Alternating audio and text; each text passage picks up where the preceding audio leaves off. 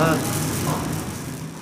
هرات زعفران د نړۍ د غوره زعفرانو له ډلې شمیرل کیږي چې د نړۍ په کچه یې څو ځلې د غوره زعفرانو جایزه ګټلې ده. په وروستیو کې د هرات زعفرانو د نړۍ د ډیرو هیوادونو د اوسیدونکو پام ځان ته اړولی چې صادرات یې خورا زیات شوي. په هرات کې اوس مهال څه باندې 1500 هکټاره ځمکه د زعفرانو تر کښت لاندې ده چې په 1402 کال کې شاوخوا 25 ټنه زعفران لاسته راغلي دي.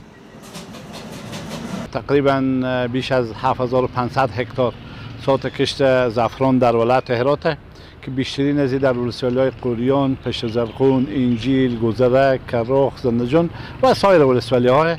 تقریبا تولید سال گذشته چون امسال هنوز وقت رفع حاصل از نشده تقریبا بیش از 25 تن تقریبا تولید بود. حدود بیش از 20,000 فامیل اشتغالزایی در قسمت زعفران دارند. د هرات د زعفرانو د صادراتو شمیر زیات شوی خو د زعفرانکارانو لویه ستونزه د پیسو په لیږد کې ده. د دوی په خبره ډیری وختي پیسې هیواد ته نشي لیږدولی او د ستونزو سره مخ وي.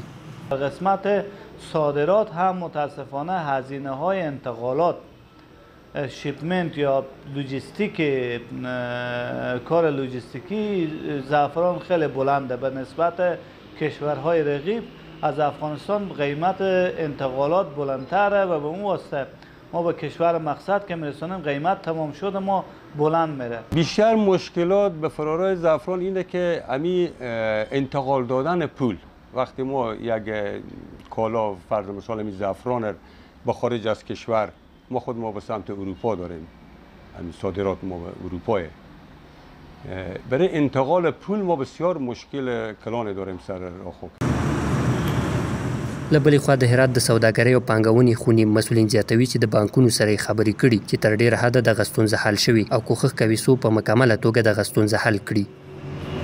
مشکلات در بحث انتقال مالی در بین خریدار و فروشنده بود. با تسهیلاتی که امارت اسلامی یا بانک‌های افغانستان روی دست قرار دادن این مشکل تا حد قابل ملاحظه‌ای حل شد. دا په داسې حال کې ده چې په تیر 1402 کال کې د هرات څخه شاوخوا 400 کیلوګرامه زعفران بهرنیو هیوادونو ته صادر شوي وو چې له دې درکه څه باندې 4,500,000 امریکایي ډالر عواید لاسته راغلي دي. د یادونې وړ ده چې دغه زعفران اروپایي، امریکایي او اسیایي هیوادونو په ځانګړې توګه هند هیواد ته صادر شوي دي.